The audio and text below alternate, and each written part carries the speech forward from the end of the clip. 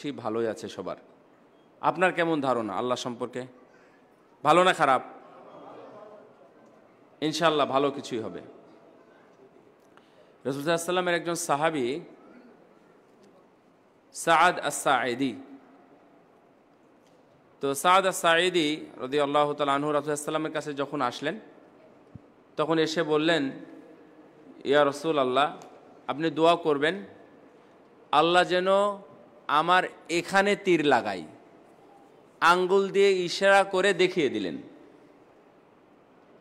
বুঝতে পারতেছেন আমার কথা? তো রাসূল সাল্লাল্লাহু আলাইহি ওয়াসাল্লাম দোয়া করলেন, তোমার এভাবেই মৃত্যু হবে। পরে কালো সাহাবী, ওর সাথে কেউ মেয়ে বিয়ে দিতে চাইতো না। কালোদের যাদেরকে চিনেন, আপনারা চিনেন, যেহেতু আরব ম্যাক্সিমাম সাদা, তো হাবশি বা আফ্রিকার অঞ্চলের মানুষের কিছু বসবাস আছে, ওরা আরব হয়ে গেছে এখন। কিন্তু আল্লাহ রাব্বুল আলামিন তাদেরকে এমনভাবে তৈরি করেছেন, আরবেও যদি জন্ম হয় ওই বংশের মানুষের, এখনও কালো হয়। কালো, ঠোঁটগুলো মোটা, নাকগুলো মোচা, মাথার চুলগুলো কুকড়ানো, তারা চিরুনি ব্যবহার করতে পারে না। যদি চুল কাটতে হয় তাহলে সরাসরি কেঁচি দিয়ে কেটে দিতে হবে, চিরুনি ছাড়া, অথবা এই যে এখন যেটা মাক্কিনা বের হয়েছে মেশিন, এই মেশিন দিয়ে কাটে। তো সাআদ আস-সাঈদীর গল্পটা হলো শেষ এভাবে, মাঝখানে অনেক গল্প আছে, ওনার বিয়ের কাহিনী আপনারা জানেন। তো আল্লাহ সম্পর্কে তার কি অগাধ বিশ্বাস ছিল। আল্লাহ নবীকে বলেন আমার জন্য দোয়া করবেন, আমার জন্য এখানে লেগে মারা যায়, হাত কাটবে, পা কাটবে, কোথাও আহত হব, এইভাবে আমি মরতে চাই না, আমি সরাসরি শহীদ হতে চাই। তো লাশ খুঁজে পাওয়া যাচ্ছিল না। তো খুঁজতে খুঁজতে দেখা গেল, আল্লাহ নবী বললেন যে দেখো তো কারো এইখানে জবাই হওয়া, কেটে যাওয়া বা তীর লাগা কেউ আছে কিনা। খুঁজতে খুঁজতে একজন সাহাবীর এইখানে তীর লেগে আছে, এটা পাওয়া গেল। রাসূলুল্লাহ সাল্লাল্লাহু আলাইহি ওয়াসাল্লাম এটা দেখে আশ্চর্য হয়ে গেছেন। উনি লাশের সামনে হাঁটু গেড়ে বসে গেলেন। হাঁটু গেড়ে বসে গিয়ে আল্লাহর কাছে মুখ তুলে বললেন, আল্লাহ তুমি একজন মানুষের দোয়া এভাবে কবুল করো, আমি এটা দেখলাম। সে চেয়েছিল যে এখানে তীর লাগে, দেখা গেছে সে তীরেই মারা গেছে এবং ঠিক এই জায়গাতেই তার তীরটা লেগেছে। সুবহানাল্লাহ।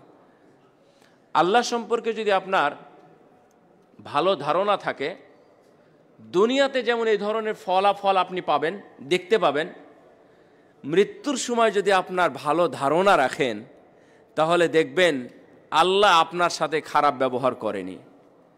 ওই যে সাহাবী, একজন যুবক, আল্লাহ নবী জিজ্ঞেস করলেন, কাইফা তাজিদুক, তুমি এখন কি ফিল করতেছো? তখন বললেন, ফাওয়াল্লাহি ইয়া রাসূলুল্লাহ, আল্লাহর কসম হে আল্লাহর নবী, আল্লাহর কসম, ইন্নী আরজুল্লাহ, আমি আল্লাহর কাছে ভালোটাই কামনা করছি, অর্থাৎ আমার বিশ্বাস আল্লাহ আমার সাথে ভালো ব্যবহার করবেন, আল্লাহ আমাকে জান্নাত দিবেন, আল্লাহ আমাকে ভালো মৃত্যু দিবেন, আল্লাহ আমাকে কবরের আযাব, হাসর এবং জাহান্নামের আযাব থেকে আমাকে রক্ষা করবেন, মুক্ত করবেন, এটা আমার বিশ্বাস। কিন্তু মাঝে মাঝে মনে হয় আমার যে গুনাহগুলো আছে, এই গুনার কি হবে, আমি তো গুনাহ করেছি।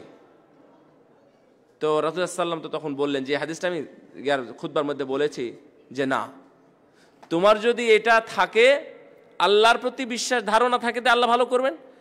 আর গুনাহও যদি থাকে, গুনার ভয় পাচ্ছ, তাহলে আল্লাহ তোমাকে গুনাহ থেকে একবারে নিরাপদ করে দিবেন এবং তোমার চাওয়া জান্নাত, আল্লাহ তোমাকে জান্নাত দিয়ে দিবেন। সুবহানাল্লাহ। আল্লাহ সম্পর্কে সুধারণার গল্প, ইমাম বুখারীর মা, আপনারা জানেন, ইমাম বুখারী রাহিমাহুল্লাহর মা চেয়েছিলেন যে আল্লাহ তার অসুখ ভালো করে দিবে, কারণ উনি অসুস্থ হয়েছিলেন, অসুস্থতার কারণে তার চোখ সমস্যা হয় এবং চোখে দেখা বন্ধ হয়ে যায়, চোখে দেখতে পান না। আল্লাহর কাছে দোয়া করলেন, কি বিশ্বাস নিয়ে জানেন? যেহেতু আল্লাহ অসুখটা দিয়েছেন, আল্লাহ বলেছেন মারিদতু ফাহুয়া ইয়াশফিন, ইব্রাহিম আলাইহিস সালামের দোয়া, আমি অসুস্থ হলে তিনি আমাকে সুস্থতা দান করেন। এমনকি মুহাম্মদ বিন ইসমাইল, ইমাম বুখারীর মা স্বপ্নে ইব্রাহিম আলাইহিস সালামকে দেখলেন। ইব্রাহিম আলাইহিস সালামকে স্বপ্নে দেখার পর উনি স্বপ্নে দেখছেন যে তার ছেলের চোখ ভালো হয়ে গেছে। ঘুম থেকে উঠলেন, উঠার পরে মুহাম্মাদের কাছে গিয়ে দেখলেন ঘুমিয়ে আছে। ঘুম থেকে জাগালেন, ঘুম থেকে উঠেই সে সরাসরি তার মাকে দেখেছে। সুবহানাল্লাহ। আপনি আশ্চর্য হয়ে যাবেন যে আল্লাহ সম্পর্কে দুনিয়াতে যারা সুধারণা পোষণ করেছে আল্লাহ তাদেরকে দিয়েছেন। আরেকটা ছোট্ট গল্প বলবো, একবারে এই যুগের এবং বাস্তব। মসজিদে কুবার ইমাম শেখ সালেহ আল মাগামেসি মুহাম্মদ, তিনি শুনলেন অসুস্থ, জানতে পারলেন অসুস্থ, হার্টে ব্লক। ডাক্তারের কাছে গেলেন, বললেন রিং পরাতে হবে বা ব্লক দূর করতে হবে, যেটা করা হয়। তো আপনি চাইলে সময় নিতে পারেন, এখন ওষুধ দিচ্ছি, কিছুদিন ভালো থাকবেন, আবার সমস্যা হবে, ওইটা হলো একটা স্থায়ী সমাধান। তো উনি চলে আসলেন, 3 মাস পরে ডাক্তারের কাছে গেলেন। তো ডাক্তার আবার পরীক্ষা করে দেখছেন তার হার্টে কোনো ব্লক নেই। তো হার্টে ব্লক নেই, বললেন যে আপনার হার্টে ব্লক আছে, কোনো নাই কেন? আমাদের রিপোর্টে ভুল হচ্ছে নাকি আপনার আগের রিপোর্টটা ভুল? বলছে না, সেটা আপনাদের বিষয়, রিপোর্ট এটা আমার আগের রিপোর্ট। আর যাই হোক, ওদের দেশে স্ক্যান করে নাম রেজিস্ট্রেশন করা হয়, কার্ড, সুতরাং নাম ভুল হওয়ার কোনো কারণ নেই। পরে বললেন যে আপনি কি কোনো ট্রিটমেন্ট করেছেন? অন্য কোনো? নাম ট্রিটমেন্ট করি নাই। তাহলে এমন কেন? তখন উনি নির্দ্বিধায় বললেন, তাহলে আমি আপনাদেরকে বলি, যখন শুনলাম হার্টে ব্লক, তখন আমি কোরআনের একটা আয়াত, এই আয়াতটা আমি পড়েছি, পড়ে আমার বিশ্বাস হয়েছে আল্লাহ রাব্বুল আলামিন বলছেন যে ইয়া আইয়ুহান নাস ইন্না মাউইযাতু মির রাব্বিকুম ওয়া শিফাউল লিমা ফিস সুদূর। এই কোরআন তোমার জন্য উপদেশ, এবং তোমাদের যে হার্টের যে রোগ আছে, এই কোরআন সেটা দূর করে দিবে। এটা কোরআনের আয়াত, সূরা ইউনূসের মধ্যে আছে। তো বললেন যে আমি এই 3 মাস শুধুই কোরআন পড়েছি যেন আমি ওই রোগ থেকে মুক্তি পাই। তো ডাক্তার বললেন আল্লাহ আপনাকে পুরোটাই সুস্থ করে দিয়েছেন শুধু কোরআন পড়ার কারণেই। দেখেন একটা আয়াত, তার ধারণা। এখানে কিছু প্রশ্ন আসছে, আমি করব। এক ভদ্রলোক খ্রিস্টানকে জিজ্ঞাসা করা হয়েছিল, তুমি ইসলাম গ্রহণ করলে কিভাবে? একবারে শেষ করে দিই। তো সে বলেছিল যে একটা আয়াত, ও আরবি, সৌদি আরবেও আছে অমুসলিম, সে আরবি এবং আরবের। তো বলছে একটা আয়াত আমাকে পরিবর্তন করে দিয়েছে। কি আয়াত? তো সে বলতেছে যে কোরআনের আয়াতটা হলো সূরা মুমিনুন এর শেষ আয়াত। আল্লাহ রাব্বুল আলামিন বলছেন যে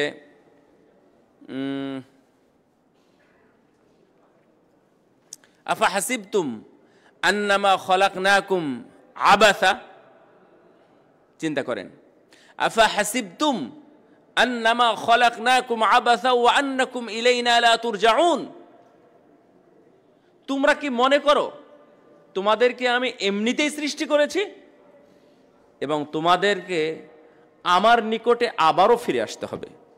তো তখন আমার মনে হলো না, এই কথা মিথ্যা হতে পারে না।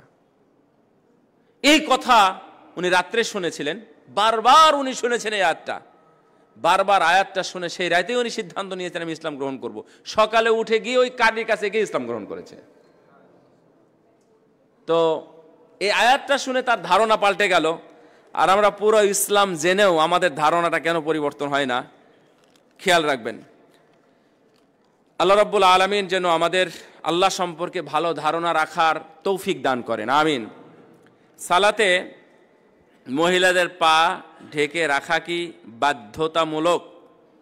বাধ্যতামূলকই বলতে হবে, কারণ উম্মু সালামা রাদিয়াল্লাহু তাআলা আনহার যে হাদিসটা সেটা বাধ্যতামূলকই প্রমাণ করে। কিন্তু আপনি যদি কোনো মুস্তালাহা বা পরিভাষা চান, আমি পরিভাষা দিতে পারবো না যে ওইটা ওয়াজিব নাকি রুকুন নাকি ফরজ, এটা বলতে পারবো না। কারণ উম্মু সালামা রাদিয়াল্লাহু তাআলা আনহাকে রাসূলুল্লাহ সাল্লাল্লাহু আলাইহি ওয়াসাল্লাম বললেন তোমার পাকে ঢেকে রাখবে।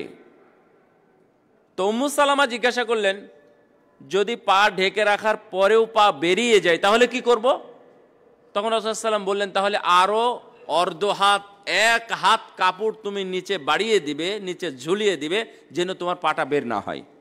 এই জন্যই আলেম ওলামা এবং মাযহাবির সব মাযহাবি বক্তব্য সহ সব মিলিয়ে একটাই আসে যে পা ঢেকে রাখতে হবে। সুতরাং আপনি যদি মনে করেন যে আমি মোজা পরে ঢাকবো তাও পারেন, কাপড় নিচে ঝুলিয়ে দিয়ে রাখবেন সেটাও পারেন। আপনার ঘরে স্ত্রী আছে, আচ্ছা ঠিক আছে, মহিলাদের প্রশ্নটা ভালো হয়েছে। এটা আপনারা যারা নাই আপনার মহিলা এখানে তাদেরকে বাড়ি গিয়ে বলবেন, প্রয়োজনে কাপড় তৈরি করে নেবেন, পা ঢেকে রাখতে হবে। মেয়ে সন্তানের দিনী ও দুনিয়াবি হক ধর্ম করার বিষয়ে, আচ্ছা ধর্মীয় কাজ করার বিষয়ে যদি আল্লাহকে, এটা কি পরিবার আল্লাহকে ভয় না করে, এক্ষেত্রে কি তারা বিচারের সম্মুখীন হবে আল্লাহর কাছে? নিজের হকের জন্য তাদের সামনে দাঁড়ালে কি আমার গুনাহ হবে? দোয়া প্রার্থী। আল্লাহ আপনার এই দিনের প্রতি আরও আগ্রহ বাড়িয়ে দিন, দোয়া করি। যারা পরিবার নিয়ে থাকতেছেন, দিনের প্রতি যেটা দায়িত্ব সেটা সবার ঊর্ধ্বে, এটা আপনাকে পালন করতেই হবে। ফরজ যেটা, সেটা পরিবার হোক, সমাজ হোক, স্বামী হোক আর স্ত্রী হোক, এটা সবাইকে উপেক্ষা করে পরোয়া না করে আপনাকে আদায় করতে হবে। সেটা পরিবার হোক বা অঞ্চল হোক, গোষ্ঠী হোক, যাই হোক না কেন। যেমন সালাতের ব্যাপারে যদি স্বামী কিছু বলে, স্বামীর অনুমতি নিয়ে সালাত আদায় করা যাবে না।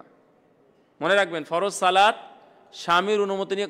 আমি গত কয়েকদিন আগে শেখ সালেহ ফৌজান আল ফৌজানের একটা বক্তব্য শুনলাম, উনি রিসেন্ট বক্তব্য দেন। তো রিসেন্ট বক্তব্য শুনলাম, প্রশ্ন করেছে ওনাকে যে আমি যেখানে কাজ করি জুমার সালাতের জন্য অনুমতি নিতে হয়, মাঝে মাঝে অনুমতি দেয়, মাঝে মাঝে অনুমতি দেয় না। তাহলে আমি কি অনুমতি না নিয়েই মসজিদে যেতে পারবো, সালাত আদায় করতে পারবো? তখন উনি বলতেছেন কুলতু লাকুম মাররাত মিরারান, আমি আপনাদের অনেকবার বলেছি এবং বারবার বলেছি ফরজ সালাতের জন্য কোনো অনুমতি প্রার্থনা করা যাবে না। ফরজ সালাতের জন্য কোনো অনুমতি নাই। আপনি জাস্ট ইনফর্ম করতে পারেন আমি কি নামাজে যেতে পারি, এই কথা বলা যাবে না। সুতরাং আপনি যে প্রশ্নটা করেছেন, পারিবারিকভাবে যেমন এমনটা হতে পারে যে ফরজ সালাত কেউ আপনার স্বামী বলল যে না তুমি রফুল আইদান করবে না, এটা আপনারা বুঝে হিসাব করবে, না হলে এখনই আমার কথা শুনে উল্টাপাল্টা বুঝবেন না। রফুল আইদান করবা না। তো স্বামী যেহেতু বলেছে, স্বামীকে বুঝান, বলতে থাকেন। যদি রফুল আইদান নাও করেন আপনার সালাত সম্পূর্ণ হয়ে যাবে।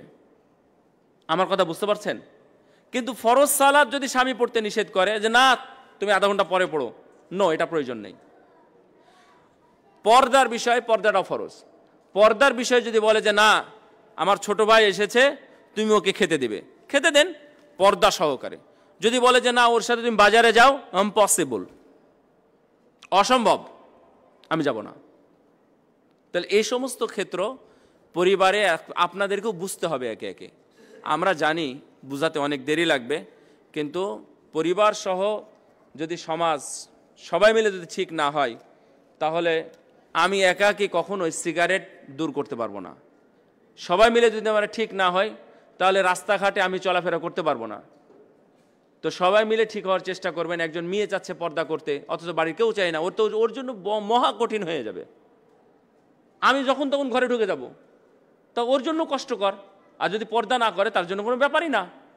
সেই জন্য পর্দার ক্ষেত্রে আপনি সহযোগিতা করবেন, আন্তরিকভাবে তাদের সহযোগিতা করার চেষ্টা করবেন।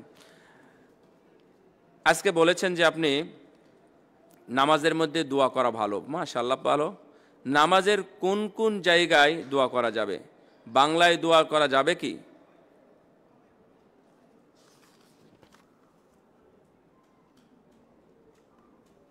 আচ্ছা, দুইটা প্রশ্ন আছে। একটা এটা হলো কোন কোন জায়গায় দোয়া করা যাবে। দোয়া করার 1 নম্বর জায়গা হচ্ছে সেজদা।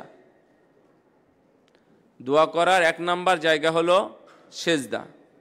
2 নম্বর জায়গা হলো সালাম ফিরানোর পূর্ব মুহূর্তে, শেষ বৈঠকে সালাম ফিরানোর পূর্ব মুহূর্তে আত্তাহিয়াতু, দরুদ, দোয়া মাসুর, এগুলো যেটা আছে পড়লেন। পড়ার পরে আপনি ইচ্ছা মতো সময় নিয়ে, বিশেষ করে নফল সালাতে যথেষ্ট সময় নিয়ে আপনি দোয়া করতে পারবেন, সেজদাতে দোয়া করতে পারবেন। রাসূল সাল্লাল্লাহু আলাইহি ওয়াসাল্লাম বলছেন যে আকরাবু মা ইয়াকুনুল আবদু ইলা রাব্বিহি ওয়া হুয়া সাজিদ, বান্দা তার রবের সবচেয়ে কাছাকাছি হয় যেটা, সেটা হলো সেজদার সময়। ফাআকসিরু ফীহি দুআ, তোমরা সেজদায় বেশি বেশি করে দোয়া করো। আরেকটা হাদিসে আছে যে ফাকামিনুন আল্লাহ ইউস্তাজাব, এটা খুব কমই যে দোয়া কবুল হবে না। তার মানে অধিকাংশ দোয়াই সেজদাতে করলে দোয়া কবুল হয়ে যায়। এই জন্য দোয়া সেজদাতে করার বেশি বেশি চেষ্টা করবেন। এটা একবারে স্পেসিফিক, এর জন্য হাদিসই আছে দোয়া করার পিছনে। আপনারা সেই ছোটবেলা থেকে পড়তেছেন সুবহান রাব্বিয়াল আলা, এখনও সেটাই পড়েন, কিন্তু আপনাদের এটা পরিবর্তন হওয়া উচিত। সুবহানাকা আল্লাহুম্মা রব্বানা ওয়া বিহামদিকা আল্লাহুম্মা গফিরলি, আল্লাহুম্মা গফিরলি যামবি কুল্লাহু দিক্কাহু ওয়া জুল্লাহু ওয়া আমালাহু ওয়া আমালাহু ওয়া আলানিয়াতাহু ওয়া সিররা, এটা একটা দোয়া।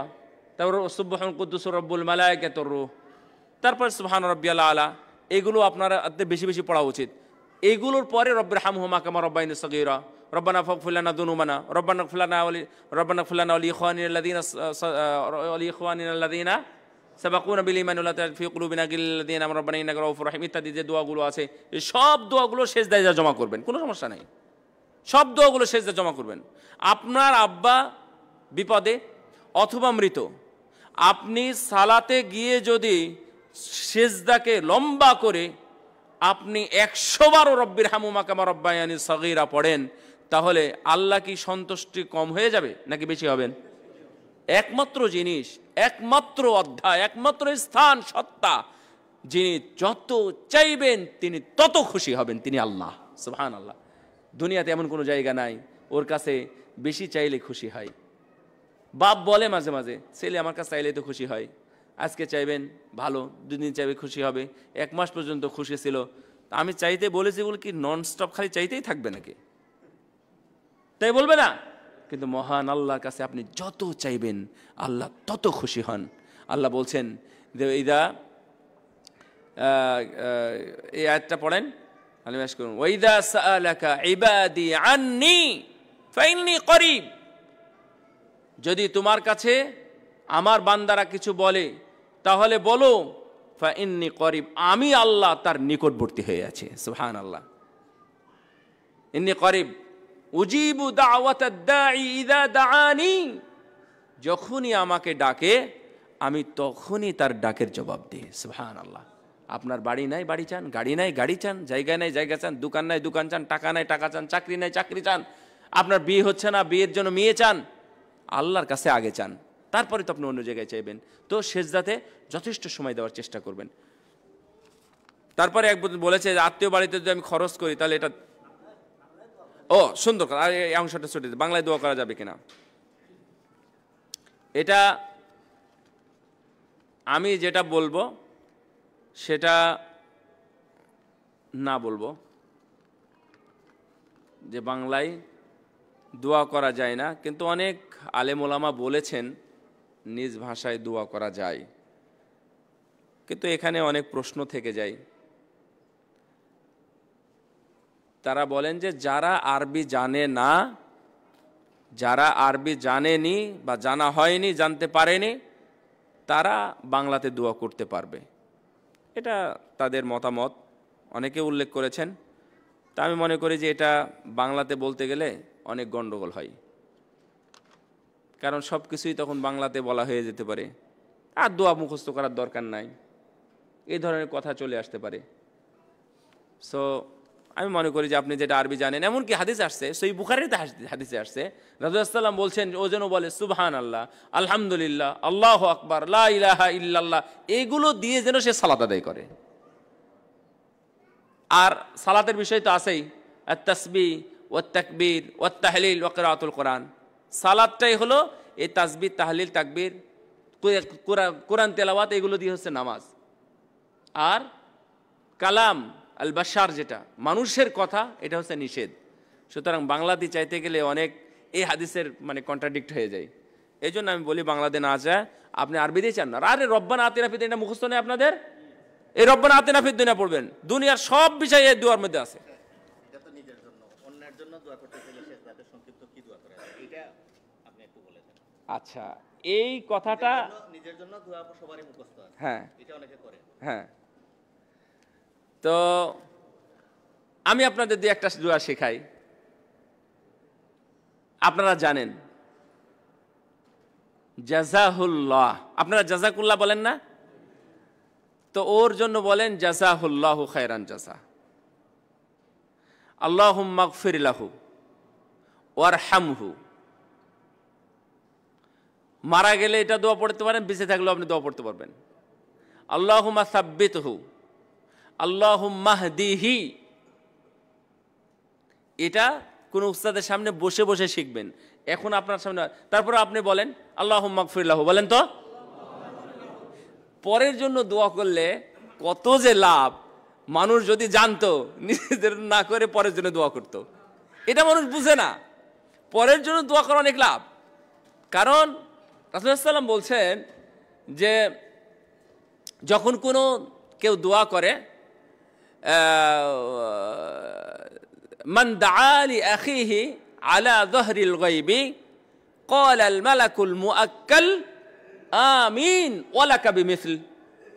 কোনো মানুষ অন্য ভাইয়ের জন্য যখন দোয়া করে, অথচ জানে না,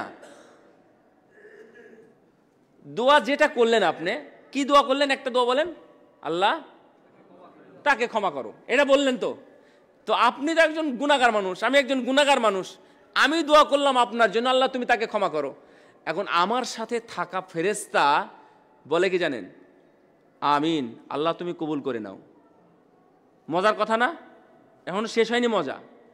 আল্লাহ নবী বলছেন এরপরে ফেরেশতা বলে আল্লাহ তুমি একেও ক্ষমা করে দাও। সুবহানাল্লাহ। তার মানে আমার দোয়ার চাইতে ফেরেশতার দোয়ার কিন্তু দাম বেশি, কারণ ওরা পাপ করে না, ওরা শুধু তাসবিহ তাহলিল দোয়া জিকিরের জন্যই আছে, এবং ওরা আল্লাহর সাথে যায়, আল্লাহর সাথে বসে মিটিং করে, এটা আল্লাহর পরিশোধ। তাহলে এটা বিশাল ব্যাপার না? আপনি তার দোয়া পেলেন, তাহলে তার দোয়া আর আমার দোয়া কত তফাৎ। আমি যদি বলি যে আল্লাহ তুমি ওকে ধনী বানাই দাও, তো ধনী হয়ে গেল। ফেরেশতা বলবে আল্লাহ কবুল করো, সাথে সাথে বলবে আল্লাহ তুমি এর জন্য কবুল করো, এও যেন ধনী হয়ে যায়। ওর কাছে আম হয় না, তো আপনি দোয়া করেন যে আল্লাহ ওর কাছে তুমি আম দিয়ে দাও। তা আমার জন্য তো দোয়া করা লাগলো না। আর যদি শুধু আমার জন্য করি তাহলে শুধু আমার জন্য হলো, আর যদি আপনি অপরের জন্য করেন তাহলে দুইজনের জন্য হলো। বুঝতে পারছেন তো? ফরজ নামাজে করা যাবে না। কি দোয়া? ফরজ নামাজে আমি সেজদাতে বলেছি, নট ফরজ নফল ইত্যাদি কিচ্ছু না, এটা কোনো নির্দিষ্ট করা যাবে না। আপনি সেজদাতে গিয়ে দোয়া করবেন। আর আরেকটা জায়গায় কোথায় বললাম? তাশাহুদের বৈঠকে সালাম ফিরানোর পূর্ব মুহূর্তে, সালাম ফিরানোর পূর্ব মুহূর্তে যত দোয়া আছে সেগুলো আপনি করবেন।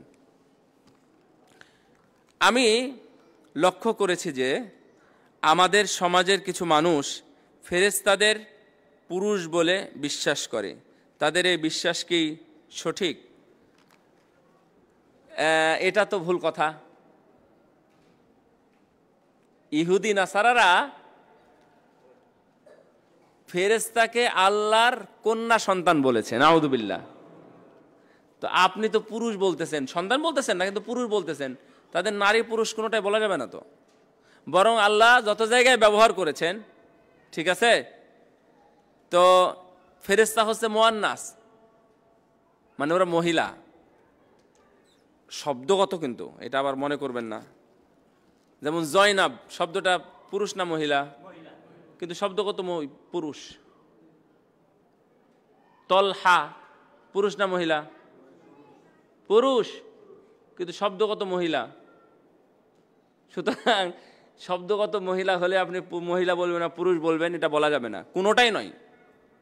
তাদের পুরুষ বা মহিলা করে সৃষ্টি করেন নাই আল্লাহ, সুতরাং এটা বলা যাবে না। এখানে কি বলল? কিছু মানুষ ফেরেশতাদের পুরুষ বলে বিশ্বাস করে। ও না, এটা সঠিক নয়। পুরুষ বলে বিশ্বাস করা এটা সঠিক নয়। আরো আছে প্রকৃত জিহাদ, যা কেবলমাত্র আল্লাহর জন্য হবে, এমন জিহাদ আন্দোলনে আমি শহীদ হওয়ার আশা রাখি। এটা কি কোনো সওয়াবের কাজ হবে? প্রকৃত জিহাদ কেবলমাত্র আল্লাহর জন্য হবে, এমন জিহাদে আমি শরীক হওয়ার আশা রাখি। আমাদের সবাইকেই এই আশা রাখতে হবে। যদি আশা না থাকে, আমাদের মৃত্যু হলে নেফাকি মৃত্যুতে পরিণত হবে, নাউযুবিল্লাহ। আপনাদের কি সবারই আত্মবিশ্বাস নাই? যদি আল্লাহর জন্য জিহাদ ফি সাবিলিল্লাহ হয়, তাহলে আমি অংশগ্রহণ করবো, এটা আপনাদের কি মন নাই? এই জাজবাও থাকতে হবে, এই জাজবাও থাকতে হবে। যদি ইসলামের জন্য হয়, জিহাদ ফি সাবিলিল্লাহ, আল্লাহর রাস্তায় যদি জিহাদ হয়, তাহলে আমি অবশ্যই অংশগ্রহণ করবো এবং আমি শহীদ হব।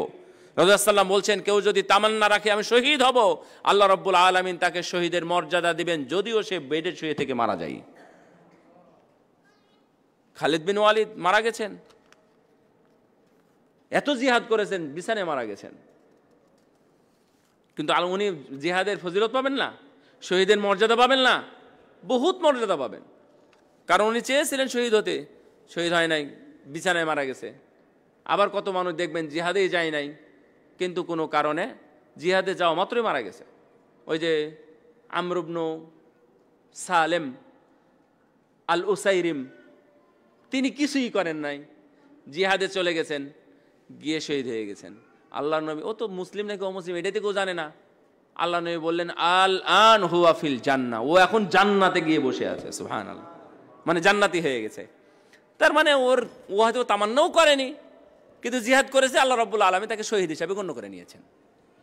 কারণ ওর প্রথমে যেটা ছিল ওয়ালাম ইউসাল্লি, সহিহ বুখারীর বর্ণনা এটা, ওয়ালাম ইউসাল্লি লিল্লাহি কত, ও একদিনও নামাজ তো দূরের কথা, এক ওয়াক্ত সেজদাও করেনি। আল্লাহ তাকে শহীদ হিসাবে গ্রহণ করেছেন, জান্নাতি বানিয়ে দিয়েছেন। দোয়া করার পূর্বে আল্লাহর প্রশংসা করতে হয়, এই জন্য কি কোনো নির্দিষ্ট বাক্য আছে? কিভাবে প্রশংসা করব? আলহামদুলিল্লাহ বলেন তো, আবার বলেন আলহামদুলিল্লাহ। এর চাইতে ভালো প্রশংসা আর হতে পারে না। আলহামদুলিল্লাহ রাব্বিল আলামিন আর রহমানির রহিম মালিকি ইয়াউমিদ্দিন, এটা পুরোটাই প্রশংসা। যারা জানেন না প্রশংসা করতে, তারা এতটুকু শিখে রাখেন। এমন কেউ আছেন যে এটা মুখস্থ নেই? কেউ নাই। তার মানে সবারই মুখস্থ আছে না? তার মানে আজ থেকে দোয়া করার সময় হাত তুলে যখন দোয়া করবেন, তখন বলবেন আলহামদুলিল্লাহ রাব্বিল আলামিন আর রহমানির রহিম মালিকি ইয়াউমিদ্দিন। তারপরে দরুদ পড়বেন, সাল্লাল্লাহু আলা নবিয়িনা মুহাম্মদ, বলেন তো সাল্লাল্লাহু আলাইহি ওয়াসাল্লাম বা সাল্লাল্লাহু আলা নবিয়িনা মুহাম্মদ। এরপরে দোয়া করবেন রব্বানা আতিনা ফিদ দুনিয়া হাসানা রব্বিরহামহুমা কামা রাব্বায়ানি সগীরা। মনে থাকবে নাকি থাকবে না? এ সহজ না এটা? তাহলে প্রশংসা যেহেতু করতেই হবে, আমি জানি না, তাহলে জেনে ফেললেন। সূরা ফাতিহার প্রথম অংশটুকু পড়বেন আলহামদুলিল্লাহ রাব্বিল আলামিন আর রহমানির রহিম মালিকি ইয়াউমিদ্দিন, এটা প্রশংসা। অথবা বলবেন আলহামদুলিল্লাহ, অথবা আলহামদুলিল্লাহি ওয়াহদা, সমস্যা নেই। দোয়া বা নামাজ পড়ার সময় আল্লাহর আকৃতি বা চিত্র মনে পড়ে, এর সমাধান কি? দয়া করে বিস্তারিত বলবেন। এটা তো ভুল, যদি এমন কেউ এই প্রশ্নকারী এখানে থেকে থাকেন, তাহলে তাকে ইস্তেগফার করতে হবে, আউযু বিল্লাহ পড়তে হবে। আপনারাও বলেন আউযু বিল্লাহি মিনাশ শাইতানির রাজিম, আউযু বিল্লাহি মিনাশ শাইতানির রাজিম। এটা পড়ে আমার দিকে তাকান, যে প্রশ্ন করেছেন উনি আছেন হয়তো, আমার দিকে তাকান। আউযু বিল্লাহি মিনাশ শাইতানির রাজিম। এখানে থুতু পড়েছে, কিন্তু এমনটা করবেন নামাজের মধ্যে হলেও করবেন, নামাজের মধ্যেই করবেন। তবে আমাদের সরাসরিভাবে তাকানো যাবে না, আপনি এমন করবেন। তার মানে শয়তানকে অপমান করা, তারগিম করা, হাদিসের ভাষা এটা তারগিম করা, শয়তানকে একবারে লাঞ্ছিত করা, এটা থু। বুঝতে পারলেন? ওই শয়তান আমাকে এই কথা মনে করাই দিচ্ছে, আস্তাগফিরুল্লাহ আউযু বিল্লাহি মিনাশ শাইতানির রাজিম, থু থু থু, এরকম করে একবার থু থু তোকে তাড়াই দেবেন ইনশাআল্লাহ। ওই সাহাবীর নাম শেষ, ওই সাহাবীর নাম হচ্ছে, যাক ভুলে গেলাম। তো ওই সাহাবী ইয়াহিয়া, ওসমান বিন ইয়াহিয়া সম্মত নাম। তো উনি এসে রাসূলুল্লাহ সাল্লাল্লাহু আলাইহি ওয়াসাল্লামকে যখন বলছিলেন, তো রাসূল সাল্লাল্লাহু আলাইহি ওয়াসাল্লাম বললেন এটা করবে। তারপরে উনি নিজেই বলছেন, এরপরে আমার আর এই ধরনের কু কথা বা খারাপ কথা আমার আর মনের মধ্যে আসেনি। আল্লাহর প্রকৃতি, আল্লাহর চিত্র আপনার সামনে আসবে কেন? এটা একবারে খুব খারাপ। এমন কি কোনো ক্ষেত্র আছে যে ক্ষেত্রে ইসলামে মিথ্যা বলার কোনো সুযোগ দিয়েছে? মিথ্যা মিথ্যাই, এটা মাথায় রাখবেন। মিথ্যা সম্পর্কে আগে বলেনি, তারপরে কোথায় সুযোগ আছে কিনা বলবো। রাসূলুল্লাহ সাল্লামকে একজন এসে জিজ্ঞাসা করলেন, ইয়া রাসূলুল্লাহ বলেন তো, মুমিন এ কি মদ খেতে পারে?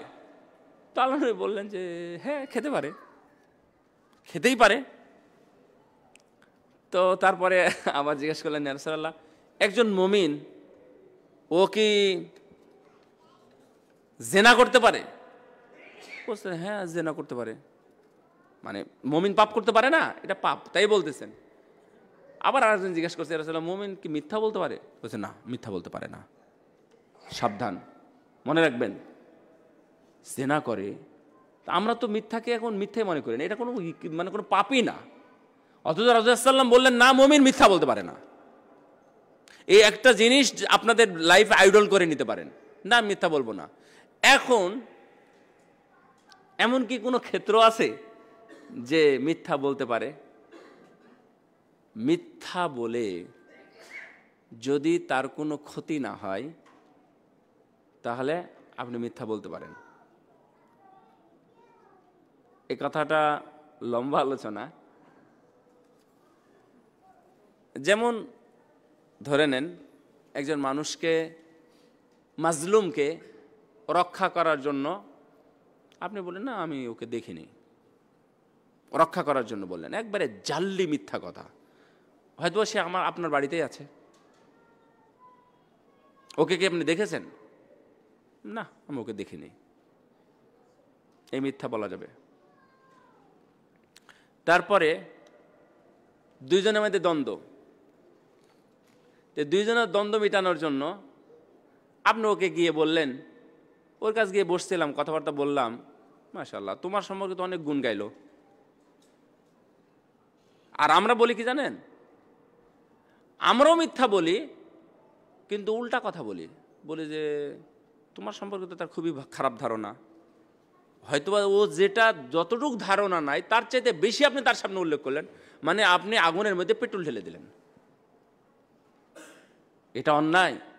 আর আপনি যদি মিথ্যা বলেন, এটা একবারে জায়েজ। যদি আপনি স্ত্রীর সামনে তার কোনো ক্ষতি না করে যদি আপনি কিছু বলেন, সেটা যদি মিথ্যাও হয় তাতেও কোনো সমস্যা নেই।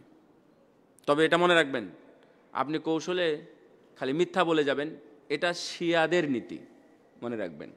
কৌশল করে শুধু মিথ্যা দিয়েই আপনি সব কিছু সাজিয়ে নেবেন, এটা হচ্ছে শিয়াদের কৌশল। এটাকে বলা হয় তাওরিয়া। এই তাওরিয়া নীতি অবলম্বন করে মিথ্যা বলা, এটা বলা যাবে না। আশা করি বুঝতে পেরেছেন।